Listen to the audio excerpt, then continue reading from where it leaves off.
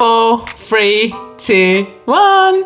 Hey, Margarita. Thanks for coming in. Thank you for inviting. How are you today? I'm good. How are you? Yeah, not too bad. Having a lovely cup of coffee with a beautiful company. So I'm really, really glad about that.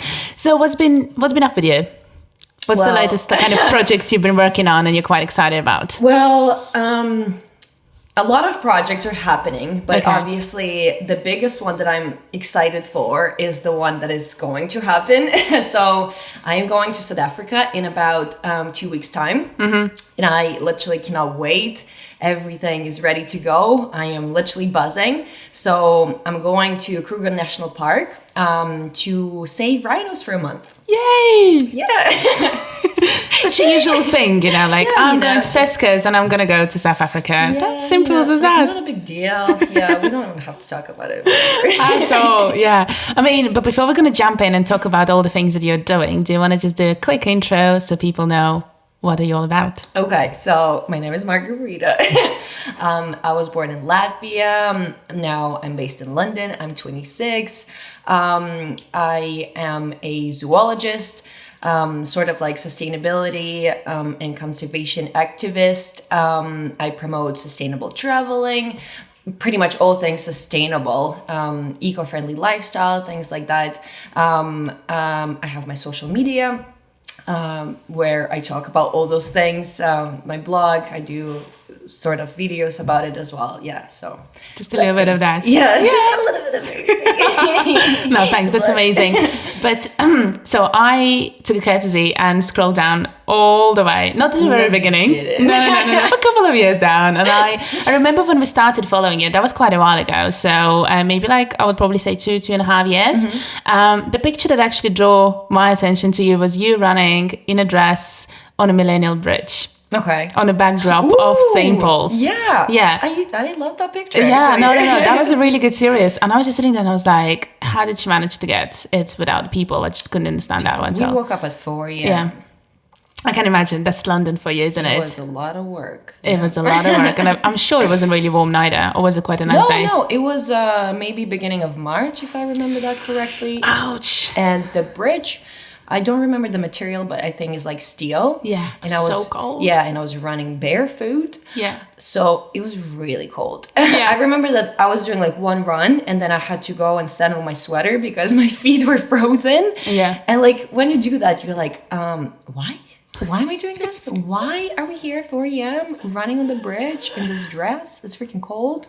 Like, what's going on? Oh, is that not $1 million question? Yeah. Every single day, every single time I run into something, this is exactly what where my head goes to. It's like, why are you doing this? But I guess, yeah, I used to love it. Like, I would wake up in the morning at like 3 a.m. I would be like, oh my God, this is horrible.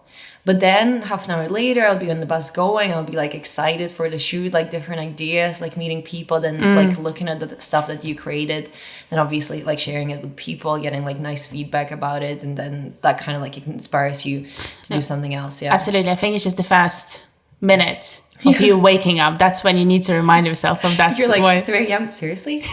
And like that was my idea. Like no one told me to do that. I did this. You can't say I have a horrible boss who's asking me to do things like that. This is me. Yes. Thanks, brain. Thank you very much for this. But anyway, since then, I think I've been following you, and I went and I saw how it kind of gradually went from traveling into something a little bit more relatable with animals, wasn't it? When did the whole kind of thing shifted for you? I think it was last year. So actually, there was like a few shifts during the whole history of my social media. So I started my Instagram to share like animal content because I just discovered, when I started my Instagram, I just discovered passion for animals and nature. Okay. So I started volunteering. And I started volunteering with animals before I went to university, sort of to understand if working with animals is something that I like, is something that I can see myself in future, like doing this kind of things. And where did you do them? What was the volunteering taking place? The first project that I did was in Thailand. So I was working in the safari park, just like taking care of animals, like helping around and things like that. And it was really cool and exciting. We had like so many pictures, and like the people that I was volunteering with were just super fun. And I was young and we were just having the best time ever. So I was sharing that. And obviously people from back home they saw me like surrounded with all those animals, and they were like, oh my God, like what is happening? Like she's crazy. She's surrounded by animals. So like people started to talk about it, and like this is how I started to get followers. And then from then, it kind of like shifted towards just traveling. So like I went to volunteer, and I kind of got this like travel bug. And after that, I just never stopped. I was like, okay, like it doesn't matter now if I'm traveling for animals or whatever. I just need to travel. So yeah, I was doing that, and like my thing was like a super budget traveling. So I could travel like a month with like $300 in my pocket, and like every day I would still do like exciting things. I'll be like hosted by people and things like that, and I was sharing about that as well. So this also attracted people because I was like so hardcore. I'd be like, yeah, like a month of traveling for $300. Can I do it? Like, let's see. Could you do it? Yeah. Well, actually. So when I graduated university, my parents gave me 300 euros. They were like, you can do whatever you want with this. I was like, I cannot do anything. Like, are you kidding me? Like, what am I supposed to do with it? And I was like, well, you know what? I'm going to try to make the most out of it. Of course. So I planned a trip through 6 countries in Balkans. Yeah, I remember that actually. And, and that was like my challenge when I started it. I was like, okay, so I have 300 years, and obviously I have more money. So, but my challenge is like to try to stick to 10 euros a day, and like to see how long I can last. And it was a whole month, right? So whole month, $300, 300 euros. Yeah. To see what's gonna happen. Yeah, and I had a friend, so she had a car, and we were driving around, and we were staying with locals. Like locals were taking us around. Then we traveled together for like 2 weeks, and then 2 weeks I did on my own. And I did it within the budget because people from social media were hosting me. Nice. Every single time I would arrive to a country, I'd be like, hey, I'm here, who's around? And people would be like, I'm here as well. Like you can stay at my place. You can, I don't know, like come travel with me, whatever. I'm gonna show you around, take care of you. So because of that, I was able to do that.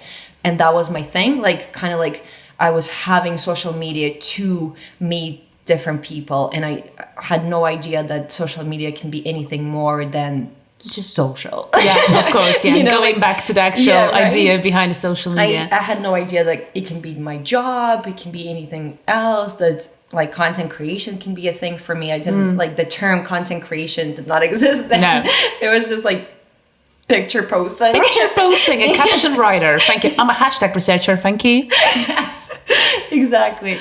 Yeah, and then this kind of like evolved into starting to work with brands, like just growing. So eventually that's when the boom happened in a way for yourself. So basically before that, what happened was that I was following a guy on social media, and he was really big. He had around maybe like 100,000 followers at that time. His name is Drew Binsky. Hi, Drew. Shout out to Drew. Yeah, it's all thanks to you, bro. So anyways, his goal was to travel every single country in the world. And I think right now he's like really close to reaching the goal. Maybe like he has like 10 countries left. And that was like maybe 5 years ago. Just before everyone discovered that traveling is cool. Yeah, exactly. And I was like watching his stories, watching his travels. He was like really down to earth. He was like really, really cool guy. His content was not like picture perfect. He was like really just like sharing the real like giving moments. The tips and just kind of saying exactly what he feels about the location he's getting and, to. Like, and just like sharing pictures with people who he met or who he stayed with. And like he had the same idea of like using social media to connect with people. So every single like once in a while he would post a picture of like the area that he's about to go traveling to, and he posted that he was going through Latvia, through Baltics in like a month or so. And I was like, oh my god, like that's my chance. Like I thought it would be my chance to like pay back for all the good stuff that I got before. Right, like because people were hosting me, people were like really nice and kind to me during my travels abroad. And now I saw this guy coming, and I was like, well, I want to show him around. I want to do like the same thing that all those people were doing for me. So I texted him, and he didn't follow me back, anything. He didn't know that I exist. I was just like a silent fan. Yeah, just like a stalker, you know. So I texted him. I was like, I'm gonna be there. I'm gonna meet you in the airport. You're gonna stay in my house. My mom gonna like cook for us every day. Like, would you be in? And he replied, yeah, let's do it. Was your mom okay with that, actually? Yeah. So, she doesn't speak a word of English, but she is really into like just like meeting people from different cultures and just like trying to connect because she can really like through me. Yeah. That's why she's also on Instagram. She's like trying to keep up with what's going doing. on. Yeah, I know. She's like learning geography through me and like all Shout out to our moms. Yeah. My mom is exactly like that. Mom, I love you. I know. They are awesome. Moms are the best. Yeah. I miss you. I know. Anyway, and she was like, yeah, sounds good. Like super weird, but you know, let's do it.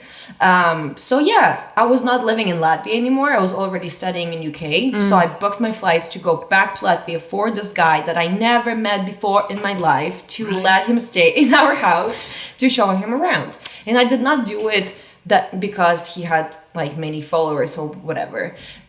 Maybe no. No, I just like really wanted to like pay back for all the like kind stuff that I got before, and we had the best time. How long did he stay with you? Maybe like a week. Oh wow, that's quite a long. Yeah. And like I just really wanted him to have a good time in Latvia, because I know that a lot of people come to Riga and they stay for like 2 days and then they leave like without ever coming back, and like they're like, I mean, our countries do have the certain reputation, isn't it? So yeah, it's quite difficult to start and break it, especially for the English speaking countries, because they are coming only for the certain reasons there. For the certain reasons. Yeah. For bachelors. Yeah. Well, it's really sad, but I guess they're like, at least they're coming, you know. Yeah. It's still good, you know. Putting it in a map somehow. Thanks EasyJet for finding that route there. And Ryanair as well. I know, I was there. I know. Anymore. Yeah. And I really wanted to show him Latvia the way I see it. So like all the nature places, all the local places, like, I don't know, hang out with my friends, try all the local food and things like that. And I guess he loved it. I hope he loved it. That's what he said. And yeah, they got really like along really well with my mom, all those things. So yeah. And then when he was there, of course, I started to ask him, like, what is he doing? How come he's traveling so much? Like, how can he afford it and things like that? Like, what is this social media thing? And he started to tell me about it, that for him, it's his job now, that he has a blog, that you can get money with, like, ads on the blog, on social media.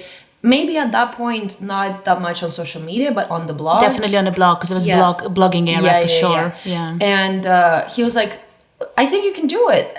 He said that, I think you have a personality for it, and I can see you can like take good pictures and, you know, like all of that stuff. And I was like, yeah, I can do it. If you can do it, I can do it as well, you know. And he gave me a few tips, and he left and I left, and I guess back to Oxford, right? Yeah, and I started to share like more tips, improve my photography, like learning more about this like industry, trying to grow my followers, just improve everything, and also meet people. So meeting him was like a push for me. I was like, okay, so if I want to kind of like get into the industry, I should also meet other people from the industry as well, because I learned from him, so I can learn from other people as well. And I started doing that, and I guess that was a really good start and a really good tip for anyone who wants to do the same. Just like, try to meet people, try to be nice to people. What was the easiest, or like what was the go-to plan for you to go and meet people? Was it always like through Instagram or conferences you went to? Yeah, through Instagram, just kind of like, like finding a person that you enjoy, like what the person is doing, like what sort of content they're posting, and like maybe, back then there was no stories, so you cannot really tell what the person is in real life. But like, I guess you kind get a gist. You kind of get the vibe. So if you like it, you get in touch. You're like, hi, like I want to be friends. Like literally, that's my line. Let's be friends. And sometimes they ignore you. Sometimes they're like, yeah, let's do it, you know. And either you just become like friends like on Instagram, and it can be literally years before you meet. Sometimes you never even meet. But then that's like literally a different world of friendships. You can be friends for 5 years on Instagram, and like you can literally know everything about each other, about all the ups and downs, about relationships, about jobs, but you never met in person. Yeah. So weird. And then when you actually meet in person, you're like, yeah, so how's your grandma doing? You know? Like, how do you know about my grandma? Yeah. Obviously I posted about it last week, on stories. Yeah, it's super fun. You literally feel connected to those people. And conferences as well.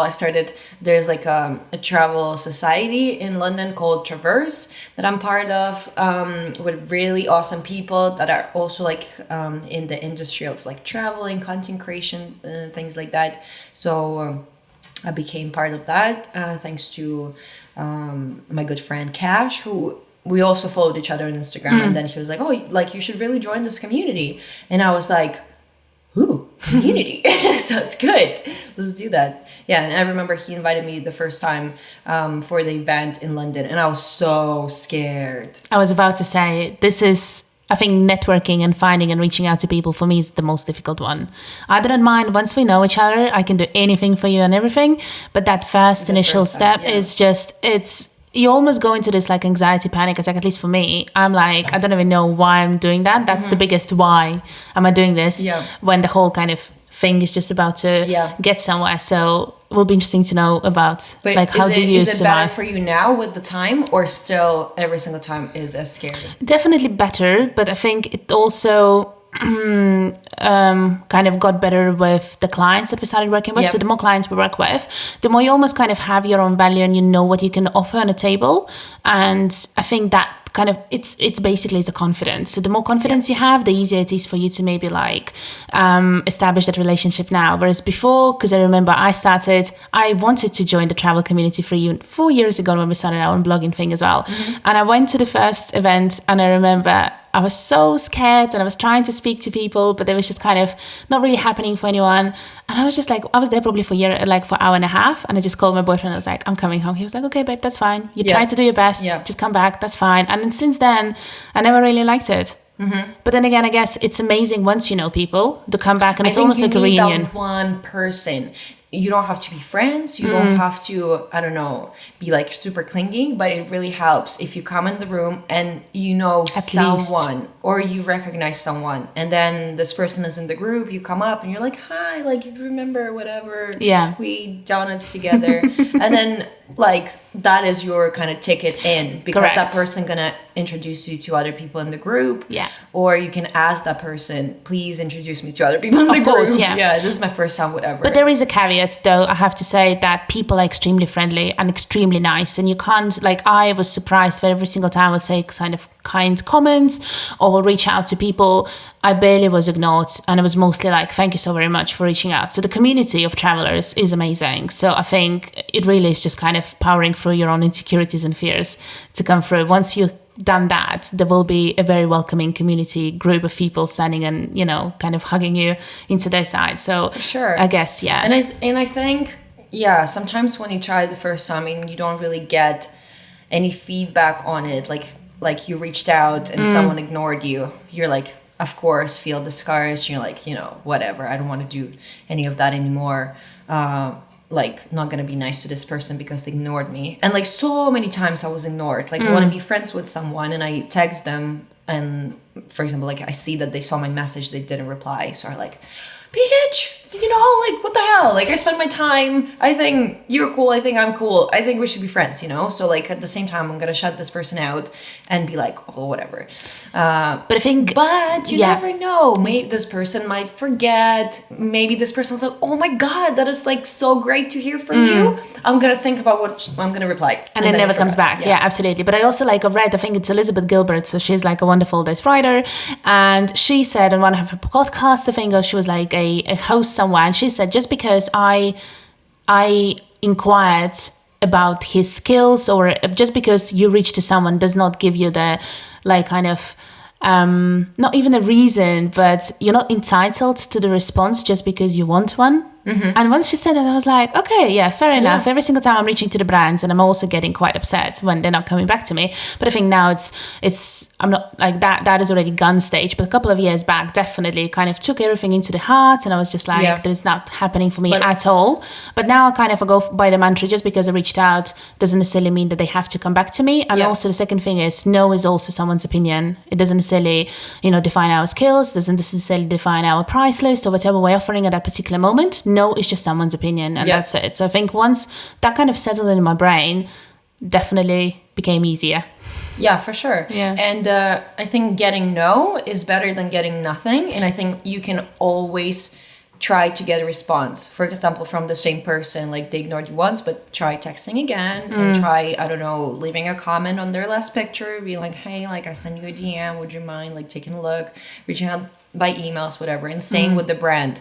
Like you reached out one times, but like imagine how many inquiries they get over emails, whatever. So maybe try again, maybe try through LinkedIn, whatever. So if this is really something that you want, then I would say don't give up, like get that response, even though it's a no, because maybe today is a no, but next time it's not going to be a no. And they're going to see that you're really persistent and like you're really, really willing to work with that brand. And maybe they're going to, I don't know, keep you on record for the next time when the opportunity is right and things like that. Yeah. So if I really want to work with the company, then I'm going to try to like reach out from all different sides, like social media, emails, maybe find the person that works for the company on social media. I know. Like that is like super like spy level. It really is. Yeah. And be like on Twitter, hi. Yeah. This is me. That's what I do. Well, yeah, I've kind of done a little bit of that. But then again, yeah, we just kind of stopped a little bit of this. But coming back to the whole Traverse community. So once you were introduced to this, what happened then? Yeah, so started to meet people, started to learn more about the industry that a lot of people call this whole weird travel concept job and work. And I'm like, that's weird. And at that point, when I joined, I had 4 jobs and I was just like hustling in London. I was still studying in university. I was still traveling like all the time, just for fun. And I had 4 jobs. And what were they? If you don't mind me asking, you have to. Mainly in promotion, mainly in, I don't know, like extras, hostessing, working in like events, bars, restaurants, conferences, serving food, serving drinks, just smiling at people. Like the weirdest jobs ever is that you have to mingle. Yeah, I know. Like literally when the job come in and description is just mingle. Like before that, before I came to UK, I didn't even know that word exists. I know. And then I was like, mingle, like what the hell is it? But no one knows. I know, but nobody even gonna say to you what exactly does it mean. Like, I mean, well, I can just like walk around people. Does that mean that I'm mingling? Yeah, right. Like I just wink at people. Is that mingling? I know. Yeah, it didn't make any sense that I'm getting paid to mingle. Like, what the hell is it? It sounds weird, but yeah, that was one of the If it pays for the bills, I guess, like, right? Well done. Yeah. And then I started to meet people and I was like, well, what you do sounds definitely more exciting than mingling. And I was like, how can I do the same? And just like learning from people, trying to, I don't know, improve my pitch, improve my media kit. Sort of like I started with just getting in touch with brands, just maybe like a collaboration like for free. So just to kind of like just to have an opportunity to be there. Yeah, just to have like a portfolio of the things that like I don't know, like the brands that I work with. Was it a particular like list of brands that you started with? It doesn't need to be the names. I'm more like thinking like, is it all tourism I think I started with products because product is the easiest to show on photos what you can do. And I think I started with like stuff like drinks and stuff like that. It's something that I would never do right now on my social media, but it was a good start. Yeah. I started doing that and then got more into like travel photography and working with like tourism boards. And I started doing that after the first time I attended the conference, the WTM, World Travel Market. So it's the conference where is literally like a representative of every single tourism board from like every single country in the world. And like the conference looks like just a big fair. Like it's super fun. Like at the Brazil stand, everyone is dancing. Yeah. At like, I don't know, Malaysian stand, everyone is giving massage, like all the stuff like that. And you walk around and like you just get from one country to another, and it's like all super exciting. But at the same time, they're clients, they're hotels, they're brands, there are tourism boards that are obviously looking for new clients, looking to like increase their awareness, to attract new tourists and stuff like that. So you kind of like go around. If you want, you organize like meetings if you have something specific to offer to them. I didn't the first time I went there. I kind of like, I made like meetings, but I was just like, you tell me what I'm supposed to be doing here. I'm just pretty. I like take pictures. I have, I don't know, like 50,000 followers on Instagram. They're like, so? I'm like, so? Can we work? Yeah. So would you say from your experience, they would prefer something very concrete, something very specific pitch, idea. Almost like an idea? Always idea. The more unique the idea is, the better it is, because obviously, like there are so many content creators that are just amazing photographers. But like as an amazing photographer, is really, really hard to stand out. Exactly. For example, if let's say the tourist board doesn't really know that much of a difference from amazing photo and super amazing photo, you know, for them it was like two amazing photos. So which one do I pick, you know? Yeah. They pick the one that has a unique idea behind it. So I have a really good friend of mine who has like a super unique concept of his social media. And he does not have a crazy amount of followers. Maybe on Instagram, he has like 5K, on Facebook, like another 5K. So what's the concept? He's called a social traveler, and he travels in his yellow van, and he is challenged by a tourism board in every single country to like do like weird, crazy things, and then he asks local people to help him to like do the challenge. So, for example, what would be the example? Well, I participated in one that was here in London. He was challenged by a hostel to create a video by Spice Girls wannabe, and he had to recruit people to be in the video. So he's like reaching out to his community, being like, hi, I am in London, I need like 5 girls to be like Spice Girls, we're gonna do this video, whatever. And then in every single country he goes to, in every single place, he would be challenged by a tourism board to, I don't know, like let's say recreate the tail of the lake or something like that, to find a traditional costume from this like storybook, whatever. And he doesn't know the answer, so he first needs to find an answer. So he would post it on like social media, asking for people like from that area who would probably know the answer. So people gonna start tagging each other. They're like, oh, I know this girl that is from that place, she probably knows. Right. Like they would tag this girl, oh, I don't know, but maybe my friend knows. So it's like, because people want to help, and like this concept is really like involving, isn't it? Yeah. On every single aspect. This is how I met him, because someone tagged me on his post when he was in Latvia. That was like 3 years ago, and he had to find like a devil's lake or something like that. And my friend tagged me under his post, and he was like, do you know the answer? I was like, yes, I know. And I was like, oh, like really cool. That's interesting. Yeah. That is actually really interesting. Yeah, so he created this concept himself, and like this is what he's trying to push. But do you know, is it then tourism boards come in with a challenge, or does he work with tourism boards to come up with a challenge? They come up. He never knows until the moment. So they present like, I don't know, they tell him on the day when it starts. Yeah. So he, let's say there for like, he's doing like a campaign for 5 days. So today I give you the challenge, and like before that, you literally have no idea. Right. Okay. No, that's exciting. And yeah, I remember his last challenge was in Venice. He had to find 5 what's it called, the guys on Gondolas. gondolas to sing him O Sole Mio, and he couldn't do it. He only found 4. How come? Because they had to take him on the boat without money. For free. Yeah. And he only found 4. And then at the end of the day, he was like, well, this is the first time I'm like failing the challenge. I don't know what to do. And people started to, like all his followers started to send him videos of them like finding boats, pretending to be gondolas, singing that song.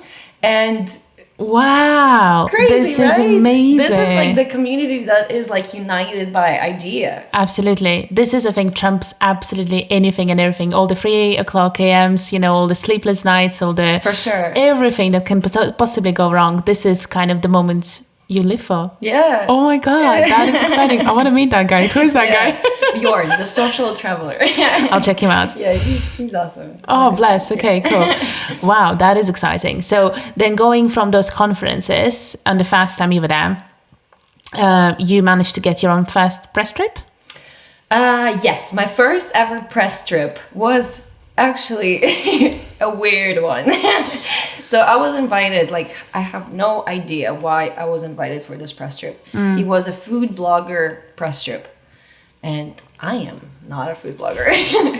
And I was sent to Spain, to Catalonia. That was like maybe 3-4 years ago. And it was just exciting. It was the first time I was ever invited anywhere. And I was like, I don't care. Like, I'm going to be a food blogger, That just sounds super awesome. So I'm going to go. And I was the only person who was not a food blogger. And I think it was like 5 of us. And the rest of the girls, they were food bloggers. So like for 4 days, we were just eating from one place to another, wine tasting in between, food again. And it's great. Don't get me wrong. It's amazing. But also that's not like my type of traveling. That is not my type of content. So I was really struggling to create, because obviously at the same time you have to create something for the tourism board. And I was like, I cannot post a picture of the food. I need to get something, Something else in it, I need mountains. And seeing this area being so beautiful, coastlines, mountains, something that I love, and like not having the opportunity to go there and shoot it was like breaking my heart. But at the same time, I still managed to do it.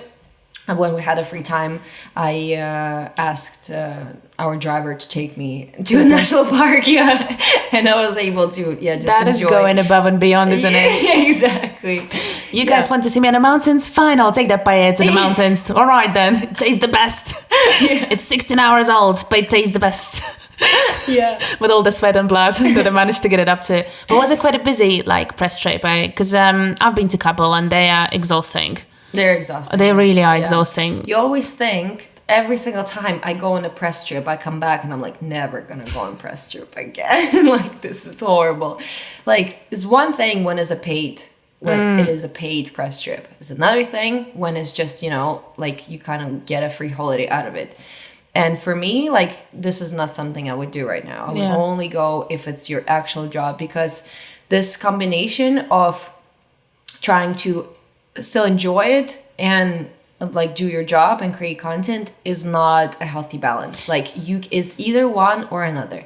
Either you're going on a holiday and you're enjoying it and maybe you take pictures like after you enjoy it, or is the other way around. And usually when you work, for example, beautiful sunset is happening and you're like, I just want to sit down and relax. No. Like, you first have to shoot it. Then when it's already done, you have... And the food is cold. Yeah, the food is and the cold, ice is melted. Yeah, and all of that stuff. And then maybe you can enjoy it. Yeah. But you have to know that you're going there for work, so you don't get upset when you don't enjoy it. No, absolutely, yeah. Because work is work, you know. You have your positive moments and you have the moments that you don't enjoy the most, isn't it? But what keeps you going in the moments like that? I guess this is not something that I would do anymore. This is not something that is keeping me going anymore. Okay, so clearly you found out that this is not what you want to do. Because I struggled to, like, first of all, find this balance. And, like, it was really hard. So what I'm saying right now is, like, my realization. Back then, I didn't think about that, didn't know that. So I was always getting upset. Oh. Like, because... like this is why I started and how I started social media, because I was just sharing moments that I enjoy. Once it turned into work, I could not enjoy it anymore. So I was like, why am I doing this if I cannot enjoy it anymore? So I was like, don't understand. So right now I can easily go on a trip without my camera and just like purely enjoy it and not have a FOMO about like, oh my God, beautiful sunset is happening, cannot take a picture. I'm like, no, it's great, like, but if it's work, then, you have to. Yeah, I'll enjoy it another time.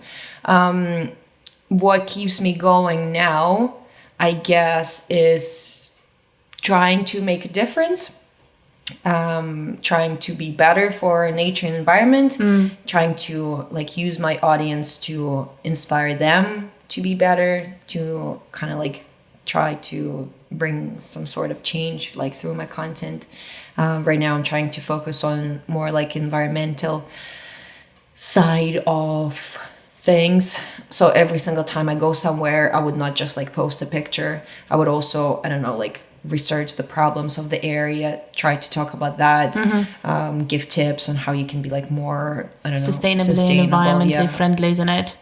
Yeah. But when you have a degree in animal conservation, yeah, how was that when you finished that one? That was amazing, wasn't it? 2 years ago I finished 2 years ago I finished that. It's a struggle. Okay, so like right now I'm a freelance. I would say that I am still working with animals, but like I'm not really getting paid by anyone. Yeah. I sort of like organize my projects. I find sponsors, and that what keeps me going, working with animals. Right. Because this industry, like animal conservation, sustainability, environmentalism, is like still something very new. Not a lot of people see value in it. Not a lot of people want to pay for it. So it's really hard to, find clients and that sort of stuff. And like to find the balance, like I really want to work with animals, but it's not something that pays money. Like it's not a viable option. So clearly you need to go and look into different income options and keep this as a kind of like a passion project. Yeah, I guess so. Yeah. Yeah. And also, obviously, I would probably be able, not probably, 100%, I would be able to find a job within the industry, but it's not going to work for me because now I am spoiled by being a freelance, doing all the things I want to do, and I cannot see myself going to like 9 to 5, even if it's like a dream job. Right. Even if it's like working with animals. So for example, like I worked in so many different projects with so many different species and animals, and I always do that for like sort of like short period of time, so like around like 2-3 months. And I am there at the project, I am living my best life, I love everything I do, but at the same time I always have this thought that 3 months are over, I'm coming back to like wherever I am, and doing something different, maybe doing a different project. But I would not be able to imagine myself doing this job, even though I love it right now, for like years, for I don't know, for like another 5 years. I cannot. Wow. Okay, that's interesting. Because way of thinking. Everything becomes a routine. Yeah. Unless like you are doing something different each but then time. again, think about it, like as a content creator, your job eventually is to take something extremely ordinary and pull something extraordinary out of it, isn't it? So eventually, that's interesting how it goes, because for us, we're in the same. So we do a lot of pictures and we do a lot of like video work, and there are clients which we love to death and we work with them really well, but more often than not, we need to have our own passion project as well. So it's kind of coming back to the point that you need to have a client to pay for your bills, but there is also a very important part as a content creator to have that passion project, which we never kind of thought of. But then at some point you get like into this, not necessarily routine, but like you feel like you're not letting your creativity out. And that's when the passion project comes into the point. It's almost like I don't want to get paid for it or anything. I don't want to have any guidelines. I don't want to follow anything. This is just me going out there and doing whatever I feel like doing at that point. And this is so crucial. Like it's almost like... And I know for a fact everyone struggles with it. Every single content creator that I meet, they're either they either have the passion project and they're in balance, they're good, they know what is work, they know what is passion, they know what is I don't know, just like relaxing, going on a holiday. And there are others that they don't have that, so they're not in balance. And many times they hate what they're doing, even though a lot of people are jealous of them. A lot of people think that this is like the best lifestyle ever. And they know, like, how can I complain? I have the best job ever. I get paid to travel. At the same time, they're not happy with what they're doing because this is like not their passion anymore. Or maybe it's just what's happened is that the love took them to this place, but there is no more love left anymore. So that's what it is. It's all been sucked out. And the only way how you can get love back to it is when you start creating the passion projects that you love. So I think that realization only came to us maybe this year. And we were like, oh my God, we really need to, no matter how crazy tired you are, even lazy, or you don't feel like anything, it really is important to find one and push yourself to do that, because by finding that motivation, basically keeps you motivated for the rest of the paid project. So that's at least how it's been for us. And so kind of now it's almost like a point where we just need to keep kind of going on both fronts, isn't it? So simple as that. But then with you did something, I think, crazy for me. Like, I was following you and I was like, okay, she's a bit crazy. She does a lot of crazy stuff. And I think one of those ones when you went to South Africa to do the penguins, wasn't it? Yeah. Do you mind talking a little bit more about that one? How did you come up to this one, and why was this particular project very important to you? So I was just about to say that I also hit the point last year with like all this like content creation becoming my job and like traveling for work. I spent maybe like 2 years without like actually going on a holiday and without like having a passion project, just like really being in the industry, pretty much taking every single opportunity like to build my portfolio, to like get new clients, things like that, just never being able to say no. And like in the summer last year, I burnt out. Like, I was like, I don't see a point of me doing, like, why am I doing it? Like, I couldn't answer, like, why am I posting a picture in this dress that I'm literally never gonna wear again because it doesn't fit me, it's not my style, and like I don't wear dresses in life? Like, why am I staying in this like fancy ass hotel even though I don't get to enjoy it? Like, what's the point? I'm just there to take those pictures and then like go to bed, whatever. Like, what is the point? Like, I couldn't answer that. And this is when it should all stop, you know? And then you have to like mic drop and then just like take a week to rethink everything you're doing, because that's like a dead end.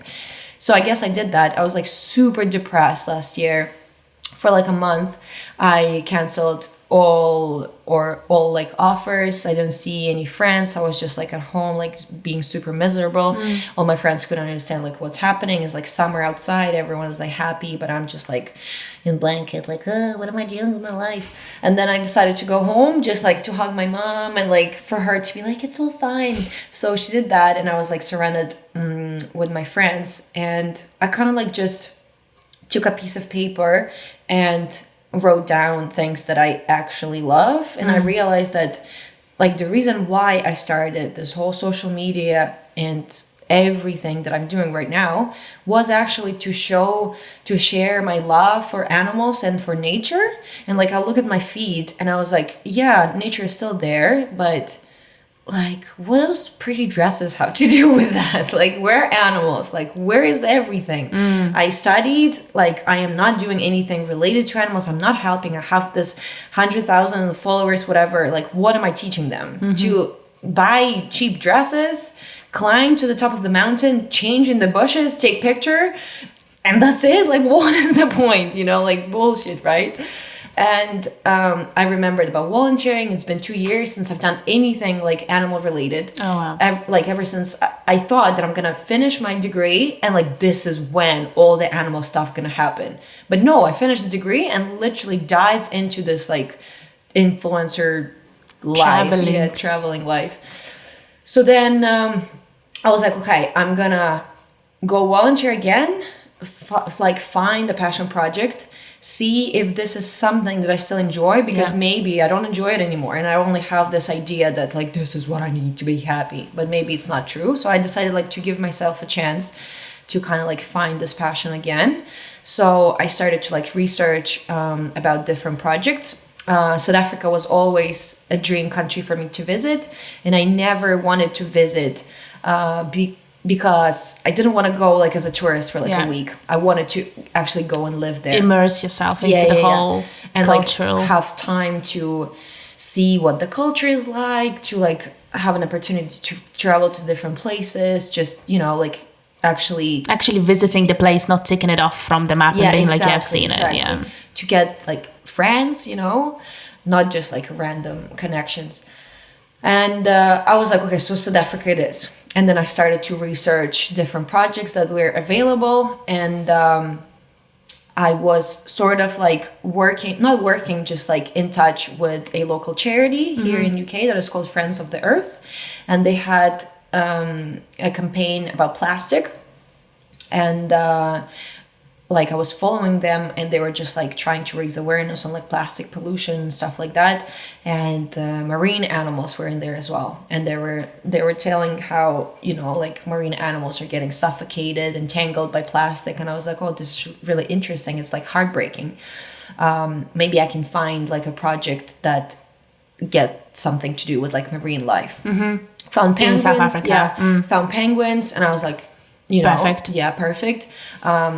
Discovered that they're also endangered now, that we lost about 50% of the population in the last 15 years, and then maybe in the next 10 years we're not going to have any African penguin left at all because of the climate change, overfishing, plastic pollution as well. So horrible things. And I was like, yeah, this sounds horrible. Like, I want to do something to help. So I applied for the project. I also got in touch with the charity, and I was like, listen, I'm going there, and I think I can sort of like raise awareness on plastic pollution with penguins in oceans in South Africa. They're like, awesome. So they kind of like gave me motivation. They're like, we're going to support. Nice. We're going to like reshare your content. You can do like a takeover on our stories to like share about like, what are you doing? Maybe like give tips on how like people can reduce the amount of plastic. And then I was trying to be like more eco-friendly and stuff like that, but it was like nothing comparing to what I am right now. Okay. So, but that was also like this was the very beginning of the sure, it was a learning experience because I saw it with my own eyes, you know, like I saw all this plastic in oceans. I saw plastic in penguins. Inside, yeah. So like, for example, we get a penguin and it looks healthy, but like something is not right. They're like wobbly and tired. And then the vet is cutting them open and they discover fishing nets, hooks, pieces of plastic inside. Just like, sits in the stomach and doesn't go anywhere. Yeah. Oh, wow. Just kind of like entangled in insides. And it's horrible. And I was like participating in beach cleanups. And I remember you had this beautiful photo made of, you know, beautiful, horrible. Yeah, beautiful, horrible picture. Was it a turtle you made out of all the plastic you found? Well, how long was the time you were cleaning it up? Half an hour. Yeah. Crazy. Yeah. Was it like a central beach, like a? Not central. No. Like outside from the city. We were doing like beach cleanups all the time, and actually the people who live there, they're really into it as well. So like all the beach cleanups, they're always full. A lot of people attend, and there's like a lot of awareness going on, but still so much trash. And like I always used to believe that for the trash to appear at the beach, someone has to throw it there. So I was seeing trash and I was like, oh, people are so horrible. Like, why would you throw it here? But not necessarily they have to throw it, you know, like it all comes from the ocean. And there might be a big chance, I always give it as an example because it really shows like how connected we all are. There might be a chance that I'm going to find a piece of my trash on the beach in South Africa, even though I put it in the trash here in UK. Yeah. Because it all comes to the landfill. Maybe there is a river. That piece of trash gets blown away into the river. River goes in the ocean and then travels to South Africa. So everything is possible. So we are all responsible for the trash that is around, that is in our oceans, that is in penguin stomachs. and everywhere else. So when I realized that, I was like, oh my God, like I really want to do something. I really want to start like using my social media to talk about those problems. To first of all, like my goal was to improve my my awareness on this topic, and like to just change my lifestyle. And then when I started to do that, when I started to like eliminate single-use plastic from my life and like to replace it with like reusables and like different things, I was like, oh, actually this is so easy, I'm gonna share about it. So I just started to share step by step all the things that I was doing, all the challenges that I was taking on, all the like weird ideas that I had, like getting worms in my house. I know, I've seen that one. I was like, okay, if you have a house with a garden, I guess, that can be the case. But what was the most difficult one when you started doing or living the almost like a plastic-free life? The most difficult one was that one day when I was like, okay, today I'm gonna start being good, and I didn't think about how I'm gonna do it. I was like, well, I'm gonna just be good, and be good is what? Living plastic-free, vegan, palm oil-free, sustainable, cruelty-free lifestyle.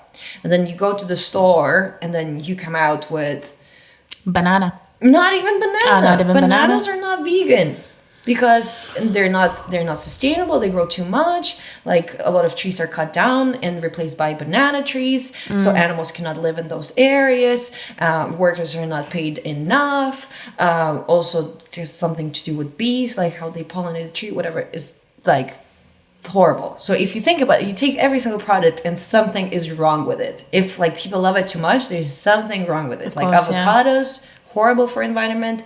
Very bad. The amount of water that goes and the amount of actually fields they have to clear up from the trees to build them. And did you know, majority of avocados come obviously from Mexico. Maybe we get them from Brazil as well. But if you're in America, they obviously get them from Mexico. And Mexican cartels own a lot of that avocado growth. Probably, it was, I think, 60 to 80% of avocados coming from Mexico are owned by cartel. We don't need Coke anymore. No. Avocados. Literally, yeah. It's almost literally called, I think, Avocado Wars in Mexico or something like this. I was listening to a podcast. It's called Gastropod. They are amazing to talk about history of the food and why the people are, doing what we're doing with the food, and why certain even cultural phenomena are happening because of the food and how it started. And one of those was about avocados, and I could not believe it. It's very educational. So if you guys want to listen to them, it's really good podcast. But yeah, it was a very kind of mind-blowing thing. So basically a lot of preparation needs to go into living that kind of lifestyle. You cannot just like eliminate all the things you love from your life, because it's not going to be good for anyone. It's a miserable life. Yeah, right? Yeah. And I believe that like sustainability is not about limitation. It's about like thinking about the choices that you have and just picking the right thing to do. The for less yourself. cruel one, perhaps.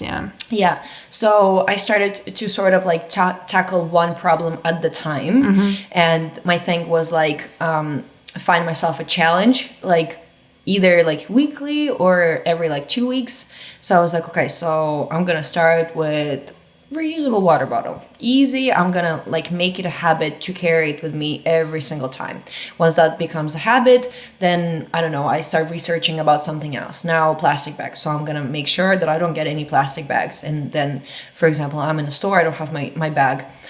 So I'm not gonna buy anything, I'm gonna go back to the house, get the bag, come back, to make this a habit. Once this is a habit, try something else. Like now I have like 5 things that I'm doing. I'm comfortable. Now I can try to like use bulk stores, for example. So research about bulk stores, like prepare, do those kind of things. And like once you are comfortable with that, maybe another challenge, maybe another one. So then like after some time, you don't even realize you're doing so much already, because everything just becomes a habit. And you're like, well, this is just how I live my life. It's not a challenge anymore. It's not a problem. It's not a limitation. This is just what I do. And, like some people wear earrings and in the morning they wake up and they put them in. And for me, it's like, I forgot. And like, So let's say if you are walking around the city in London, what would be your kind of things that you will have in your bag?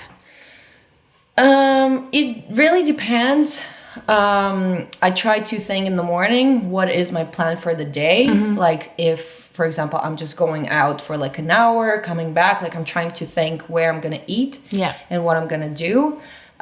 Usually I would always have my water bottle, no matter what, even if I'm going like for an hour. But if I'm going for the day, then I'm gonna have my cutlery. I'm gonna have my my cup for like a drink. Like a coffee cup. Coffee cup. Or even I have this like really cool collapsible cup if I want like a juice or something from outside. And I always carry a backpack for the laptop anyways, so it doesn't take that much extra space. If you need to do any shopping. So if I wouldn't carry my laptop, then probably it would be a problem, because where would I put like all those things, you know, in a cup, you know, in a bottle and all that stuff. But because I carry a laptop anyways, like it all fits in and it's really good.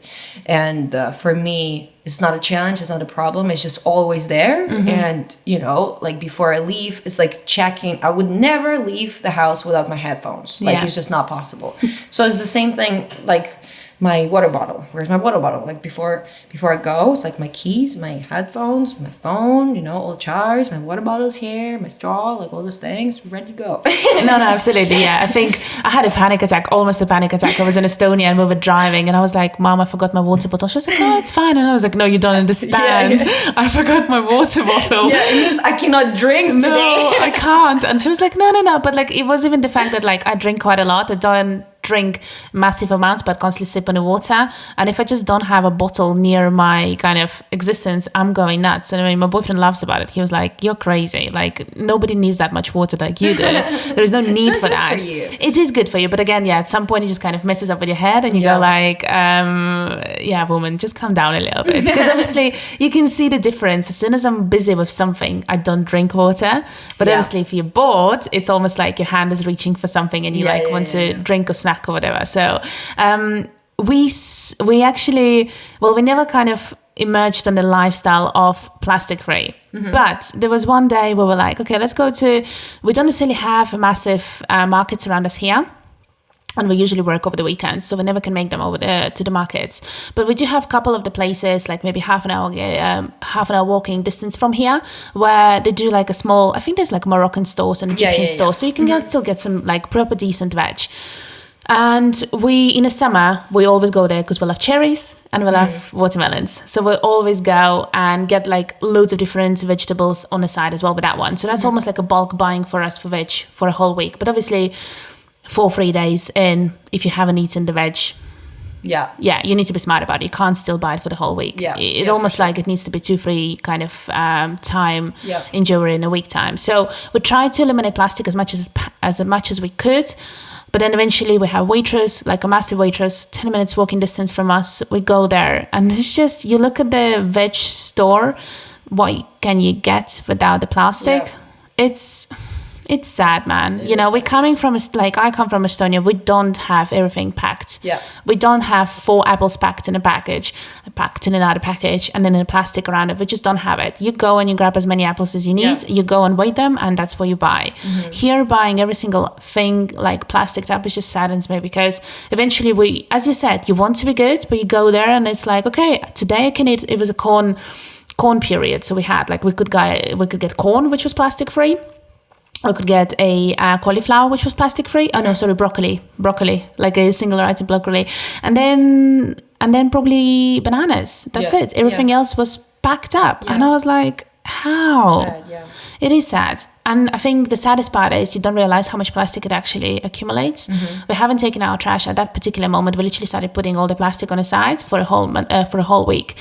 It was loads. Like, I wish I could have taken a picture. It's the amount of plastic that's just crazy for no reason whatsoever. So it's just really kind of what it brings me to is almost like it brings an anxiety of echo. Like, and I've spoken to a couple of people about it. There are podcasts about it as well. Have you ever endured something like this? Yeah, for sure. All the time. Like, just this feeling and this thought that I am not good enough, like all the time. Like, for example, I'm also human, I'm not perfect, I forget all the things, you know, and sometimes you're already like given that, and you cannot turn it back.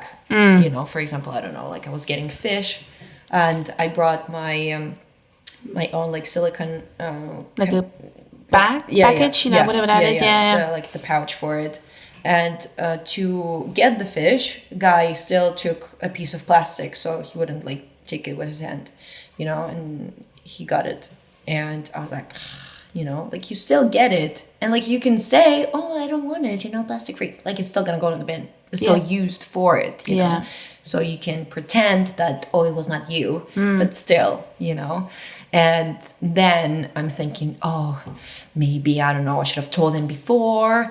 Like, but what can you do? Yeah. The guy not gonna touch the fish without, like, with his hand. He either gonna wear gloves that are also single use or gonna get this, like, piece of plastic, whatever. And it's used. You cannot reuse it, you know? So it's, you can just try to be good, but not always you're gonna be. And it's okay. And it's okay. And we cannot judge and blame each other for that stuff, because I think you get that kind of feeling from your content quite a lot. You're not trying to shame people, you're always kind of trying to educate them with the points that you feel like those tips should be helpful, and that's what you do. So I like that about you. So it's really good. It's a positive kind of atmosphere around those posts. It's not like you want to go and kill yourself after that. it's like it's all still on the verge, don't get me wrong, you know, you still raise such subjects that are not like all pinky and rosy and woody doody. They are real things that are happening, so they are eye-opening, and of course more often than not they're not going to be the most, you know, pleasing ones, but it's almost kind of comes through in a very like nice and positive way. What can you do about those things, and how can you do them better? So you did the penguin thing, right? Okay, and then you came back and the whole single plastic. Is it still your main goal is all about? No. I try to tackle all different problems. So once I was like sort of comfortable with like plastic, obviously there are so many new things about it. Like I try to like read different researches, try to like educate myself around the topic. So there's always like new information coming around plastic. But I try to talk about all different things, like food waste, for example, is also like super, super big concern. A lot of food is wasted, and also CO2 is created because of it. So it's like really, really big pollutant as well. And a lot of people don't realize, and they waste so much food. And with wasting food is wasting resources, wasting all this plastic that came with it. So it's actually as horrible as bad as plastic. Of course, trying to raise awareness on like animal cruelty, sustainable traveling, like eco-friendly products, like cleaning products in your house and things like that, and just like all the topics, because like literally every single product you take, you can find like an eco-friendly alternative for it. So it can be literally anything. For example, there is a new brand of phone that was created that is like sustainable, like fairly paid, and also they recycle like old electronics and make the phone with it. It's called, I don't remember what it's called, but it's like literally just came out. I think it's like a Swedish brand or something like that. Oh, bloody Swedes, they're good. Yeah, they're so good. Danes and Swedes, what's going on there? There must be something in the air, in the forest there, in the forest there that keeps them going like this. No, that's exciting. But how did the brand react to this one? Okay, but before we're actually going to go to the brands, how did your audience react from going traveling, girl, everywhere in the dresses, into something like this? And was it quite important for you that they will follow? Or? Yeah, not very good. And I was really scared. I was like, so like I was depressed, I burned out, and I was like, well, I realized this is what I want to do. And I'm like, but would other people like to see that stuff? Like, would they like to see this like crazy change from like girl in dresses to like girl surrounded by like penguin poop, surrounded by plastic, talking about those like important problems. And I was like, well, you know what? Like, I don't care, you know, like I'm just gonna do that and see what happens. And at the beginning, people would unfollow like crazy. They're like, well, this is not what we followed you for. Like, we followed you for like travel inspiration, all the stuff like that. It was really, really discouraging. But a lot of people joined in as well. So kind of like you lose and you gain. Like, you lose the audience that is not interested in what you do, let them go, because like, what's the point, you know? They're still not going to engage with your content. But at the same time, you gain people who are interested and who are willing to support and share and say thank you for it. And yeah, it's the best thing ever when I get a message from people, I don't know, like, oh, like, thanks to you, I'm not like getting bags now in the store, or like that post made me rethink about like food waste, you know, or like things like that. You're like, what? I'm actually like making a difference. Like, I'm actually influencing people's thinking at some particular point. In the good way, you know? And I'm like, you know, it's worth it. Like, if you get to change like one person, it's all worth it. Like, it doesn't matter anymore. And of course, at the beginning, it was really, really discouraging. I was like, you know, like seeing numbers going down. And even now, sometimes it happens. Like, if I would post something that is like shocking, people would be like, don't want to see that. That's too much, you know. You almost like need to warm them up to this, isn't it? Yeah. You have to like get them used to it. You're like, from now on, this is what you're going to see. If you're not ready, goodbye. And they're like, okay, just give me 5 minutes to think about it, okay? Okay, Yeah. Shocking content. One after another. But like right now, I try to kind of like mix it. Like one day, something shocking. Another day, still something like travel related, sort of.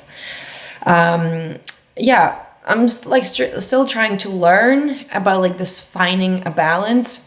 And I also would like to be like even more positive, because right now sometimes I think that like I don't want to scare people. I still want them to see that, you know, we're not living in the world that is about to die. It is about to die, but I don't want them to see that through my content. I want them to see that we can still do it, you know? Like, guys, let's get together. Let's stop, like, using plastic. We all can do it, you know? Like, this is what I want them to go away after away this. With, yeah. But how were the brands reacting to the whole thing then?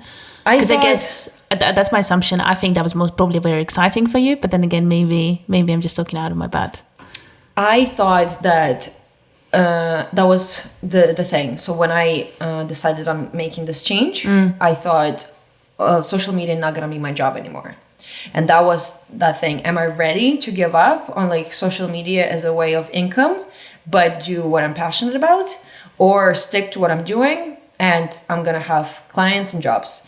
And I was so tired of this that I decided, okay, like, it's not going to be my job anymore. It's okay. But I get to post what I'm passionate about, and I'm going to like try to make this world a better place.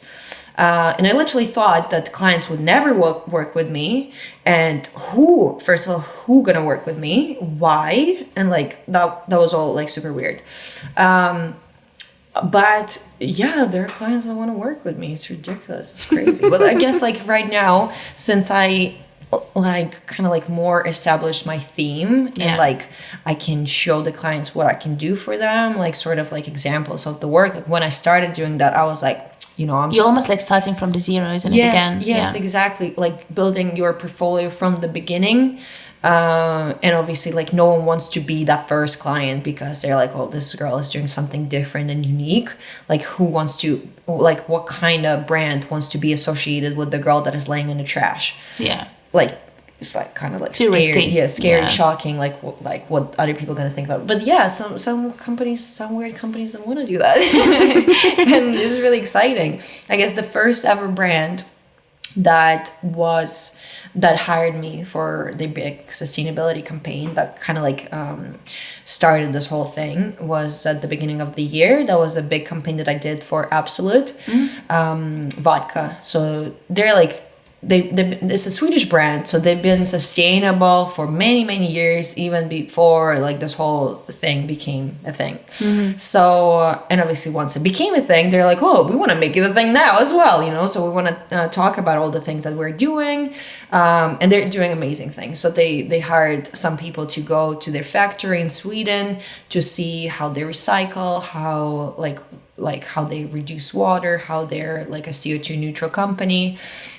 and all the things like that. And that was the first ever brand that hired me for the sustainability campaign. And I was like, oh my God, I cannot believe this is happening, you know. Was it like a big shock kind of time? Like, do you remember that day when you got like a yes, or even like that thing coming through your email? What was going through your head? I remember like they got in touch, and in the headline it was like something like sustainability campaign opportunity. I was like, campaign what? What? What? And then I literally replied like 5 seconds later. I was like, yes, please. I mean, like, I didn't care like how much would they pay, because it's a big brand, it's a good opportunity, it's just like all the things that I like. And like, it's the first time for me to be like at the factory, like almost like all the puzzles coming in together, and you're like, you're getting paid, you're also being flying there, and then what's going to happen? It's actually sustainable, so it's in par with what you're doing. I think it's almost like a jackpot, winning a jackpot, isn't it? For sure. So now, like, this is the stuff that I'm like really trying to do right now, just like to work with companies that are already sustainable, and they want someone to like take all the things that they're doing and share that with people. So it's not like greenwashing, because they've been doing that for a long time, but someone has to be a voice of all the things that they're doing, right? And like show it to other people, like, hey, like, we're good, this is what we're doing, and this girl gonna tell you about them, you know. So like, I want to be like that voice, and I want to like present this sort of information for the people through like interesting content, and like not through, I don't know, like weird, like charts and Excel. Well, I mean, I guess you still need to give them the data if people are going to be wondering about it, isn't it? Yeah. But I think in order to people to kind of get on the wave, it needs to be entertaining. Yeah. And exactly what the guy who came to Latvia and you were hosting him said to you, you need to have a personality for this. And I guess you do have a personality for this. So that's good. Thank you very much. Yeah. But then that all leads to the project that you kind of mentioned at the very beginning, which is going to be happening with rhinos in South Africa. Yeah. A little bit more about it, because I'm sure you talked about doing some voluntary stuff about the plastic there as well. Yeah, so I'm doing 2 projects. So I'm going to South Africa in about 2 weeks' time. So I'm doing a first project with rhinos, and just basically to raise awareness on like the rhino crisis, because rhinos are poached like crazy for their horn. And I also want to create content about it, because I was in South Africa last year, and we were visiting like a safari park, like a national park, and a day before we arrived, 2 rhinos were poached. So when I arrived there, they told me about the story, and I was like, that is like that almost happened like in front of my eyes, almost happened like when I was there, and it's crazy. So I started to like research more about the situation, like how in about, again, like 10 years time, rhino's gonna go extinct if we're not gonna do anything about it. So again, I want to use my like the power of my social media to raise awareness on this. And this organization that I found, they're doing amazing things. They're like the biggest. Is it UK based as well, or no? No, it's South African, but obviously they have like fundraisers like pretty much everywhere in the world. But they always need an extra, of course, attention. Pair of eyes. Yeah. So I want to create content around that. Obviously excited to be surrounded by rhinos. They have right now about 50 baby rhinos there. So in sanctuary. Oh my God, I'm so excited. And then, so I'm doing that for a month. And then after that, I'm doing my first ever project that I created myself from the scratch, which is like super exciting. So again, going back to last year in South Africa, when I was there and like seeing all this plastic, I was like, oh my God, I want to do something. I want to kind of like, I don't know, like come up with the project, like, but what it's going to be. I want it to be around plastic. So around plastic, like working with animals, you know, like meeting people, all this like sort of stuff. And I was like, but where to get an idea? Had no idea. So then one time I learned about a thing called eco brick.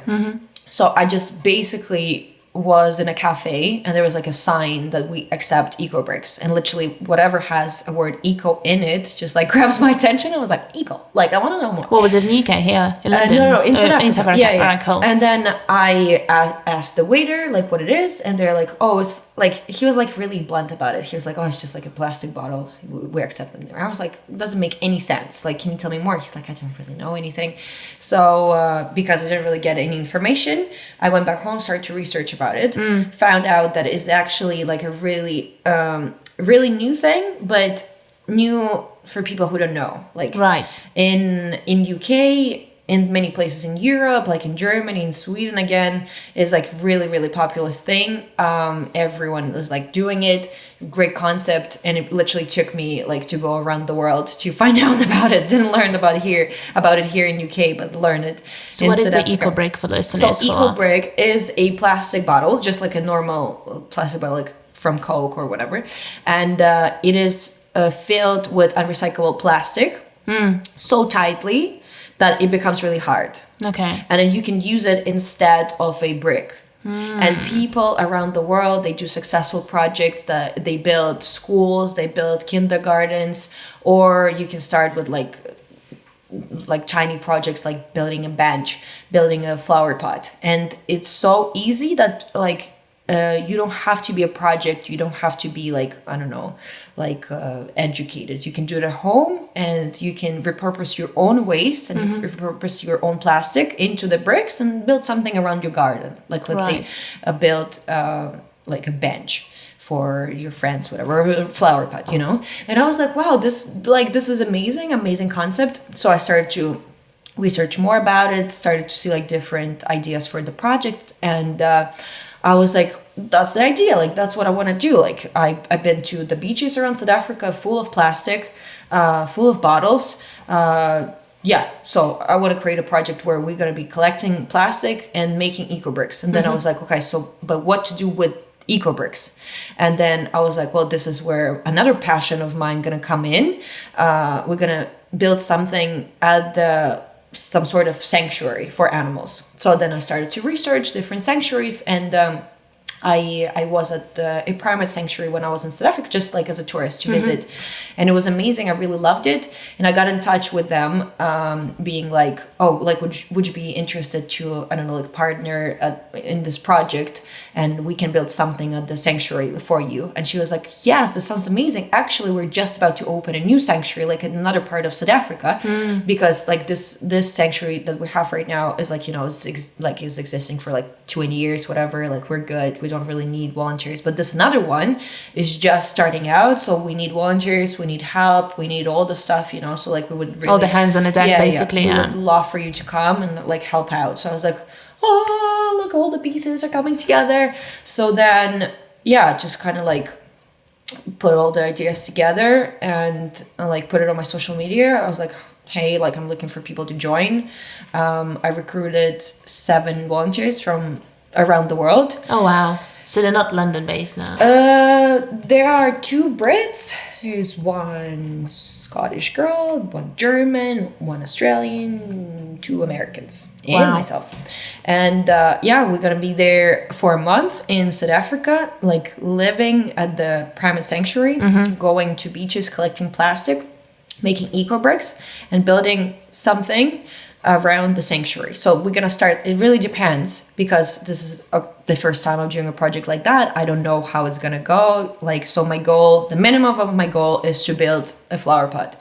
The maximum of my goal is to build something bigger, like, I don't know, a basement for a new enclosure or something. But it obviously depends how it's gonna go, how much plastic we're gonna collect, how many people we can attract, because I'm also trying to get locals involved, because, you know, they can come like for an hour after work and help us to make eco bricks as well, you know, just like to get everyone involved as well, not just 7 of us, just to get everyone in, you know. And hopefully for a month, like, the message gonna spread, and we can also teach locals how to do it, so they can go away with this idea of the concept, and everyone there has like a house, so they can use that concept to build something in their garden and things like that. So like my idea, and obviously like during the whole month I'm going to be creating content about it, telling people about eco bricks, how they can use it, about plastic, about animals, like all the sort of stuff, and put it on social media in like videos and photos and stuff like that. So busy month for you, huh? Yeah, it's so exciting. It's like the first time for me to like organize a project, to be managing people, to just like to do something like that, like, and I have so many ideas, and I don't know how everything gonna come up. I really hope that it's gonna work out, and I'm sure it will. Yeah, all the people that are coming with me are also super into it, are really passionate, they have amazing ideas. They also like some content creators, some just people like from environmental sector, some from marketing, so it's like a good team. It's a good mix, isn't it? Yeah. So, and like different countries, so we're all gonna like, be a team, like learn things from each other, help each other out, like share ideas and things like that. So I'm super excited.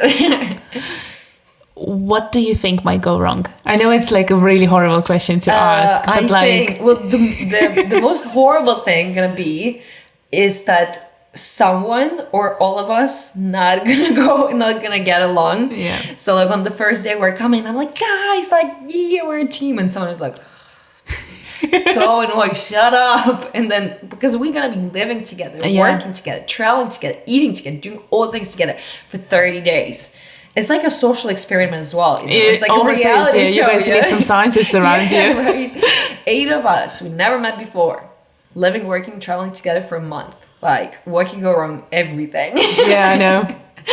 Yeah, but like from the like goals, like working goals perspective, I don't think that anything can go wrong, because even if we make 10 eco bricks a month, I can still create content around it, share it with the audience, tell people about it, inspire and encourage them to maybe start my project failed, like we didn't build anything for the sanctuary, but this is the concept, and all of you can try to create a project of your own, and like, good luck, maybe you can succeed, or like maybe next year I'm gonna, take those mistakes and improve them and do better. But I don't think there is failing in this, because like it comes from the heart, and I think anything we do, even if we do 2 cleanups and collect some monkey poop, still gonna be great, so, and create content about it. I think nothing can go wrong unless we're gonna hate each other and kill each other. There might be sometimes like, hey guys, this is Sunday, so you are allowed to have 4 hours on the beach by yourself, you know what I mean? If you want to travel, bye. You can see literally everyone's like, yeah. But then that's needed, hey. Yeah, no, for sure. No, I don't think that we're gonna be like stuck together for all 30 days. I'm definitely a person who needs my own space. So yeah, I'm sure everyone is like that as well. Like, it's good to be a team, but it's also good to, just like... Of course, zen out a little bit. And then just before we're going to finish, what's the goal? What would you like to be? Like, you have loads of ideas, and you clearly are trying to take them into the life somehow. So what's the goal for you to keep Margarita happy? I want to be someone who is like David Attenborough. That is like, woo, here. So I just want to be that person who is like, I don't know, like long term, that when you think about sustainability, you gotta think Margarita. Oh. And I'm not sure like what is it with salt or with sugar? Salt. I'm not sure exactly what it can be, because I have so many ideas, and so many different ideas can take me there. So at this point, I think that it probably gonna be content creation. So I want to get more into videos about different environmental and sustainability topics. Just about like eco-friendly lifestyle. I want to talk about different companies that are doing something better or good for environment. And get better like with videos. Have, I don't know, like, just inspire and encourage more people. Just like grow as a human being. Definitely. And inspire everyone to think about nature as well as themselves, you know, Right. like, because it's really hard to like admire a beautiful sunset or I don't know, like when you travel. But usually when we're here, when we're busy, we don't really think about nature. We don't really admire the food that we're eating. We don't think that, oh my God, like I should be so grateful for this tomato because it took so long to grow and to travel and all of that stuff. We just eat it, you know. Yeah. But if everyone would think about like our resources, we would be less willing to waste them. And like same thing about like water, electricity. We always have to like think about where is it coming from, how is it coming, and just should appreciate it. So like I guess my goal is just to make everyone think about just nature and be thankful for what we have. And just like if you start to shift this mentality, if everyone gonna think like, oh, you know, like this water and this water bottle is great and amazing, thank you so much, then you're not gonna just like throw it away on the street and like be done with it, you know, like just like thinking twice about all the things. I think I can see the mentality changing here in London quite a bit. If before I used to be, maybe it's just me, before I used to be quite scared to go and ask in a coffee shop to like refill my tap or like to my bottle, to now I'm like almost like dare to say me no. Yeah. You know? I agree. Yeah. So it's definitely happening. Whereas again, every single time I travel to Estonia, I think we don't have that wasteful mentality as UK people have. That I think is probably what I've noticed. I can't say for sure if there's any studies. I haven't actually checked that, but I do believe in Estonia people don't even think of putting plastic into the plastic. It's almost like we still go to the markets and buy stuff from the grannies who are selling apples from the garden, and that's absolutely normal parts of your day-to-day shopping. Yeah, I think people are more connected to nature. Absolutely. Like our countries are really small, so I guess, and like cities were smaller, now of course they're bigger, but then like everyone I know is like the same way of growing up. We always we're in the nature camping, like our parents teaching us how to like, I don't know, camp, how to love nature and appreciate it. And I guess this is what made me like a person who is like that. I think if I would, I don't know, grow up in London, it can be a different story. Absolutely. I hear you, because if you think about it, at least half of our grandparents will have their own summer houses. Yeah. And at least half of them will be growing their own vegetables. Yeah. And we're so used to seeing where it comes from that I think it only made me realize once I was in London how massive the disconnection is here. Yeah. So that was a good thing, because I would never thought that it can be any other way till I moved to London and I realized, yes, there are children who definitely do not know where the cucumber is coming from. And why would they? How would they? Exactly. So that's an interesting thing. But I guess it's because London is so big. Like, in 40 minutes here in London, you can just be in another part of London. In 40 minutes in Riga, you can be swimming in the lake, in nature, have a good time, you know, or can go to the summer house and be in complete nature, eating, you know, like homegrown tomatoes. And being eaten by mosquitoes. Yeah. My mom calls it Estonian aviation. That's what she calls it. I was like, I love that. I know. It can be just the Baltics aviation, because honestly, if you came from a summer camp, you know, like, and you not have like at least 15 bites on your legs, no, mate, you haven't been to nature. Yeah, that's an interesting one. People are not going to believe you. No. Mosquito bites and bruises. Oh, totally, yeah, and some burns as well, because you tried to, you know, burn some potatoes in a fire, because that's what your parents used to do. It's a funny thing, isn't it? But anyways, where can people find you? So I am on Instagram as S_Marga. On Facebook, I am as Markventure. My website is markventure.com. Right. Okay. What do you do on your website, by the way? I think you've written quite a few things over there. Yeah. So it started as a travel website. I would share like tips about traveling. Right now I try to share about environmental stuff as well. There are some like eco tips, some stuff about like volunteering, about being like kind towards animals and stuff like that. So all sorts of stuff. All sorts of amazing stuff. Yeah. Well, thank you so very much for coming in. I really enjoyed talking to you. It was awesome. I think we had some good points to cover. And thanks guys, and see you next week. Bye. Thank you. Bye. Are you alive? I absolutely love this chat. So many insightful and inspiring stories. Margarita, I cannot thank you enough for coming here and sharing your wisdom and your love towards sustainability with us. You can follow Margarita and her volunteering projects on Instagram at @s_Marga. Everybody, thank you for listening. I have some amazing guests lined up, so stay tuned. Meanwhile, you can check my Instagram at @TopTwiff for the daily behind the scenes, or catch up on previous episodes on YouTube at Mostly Curious. Thanks, bye!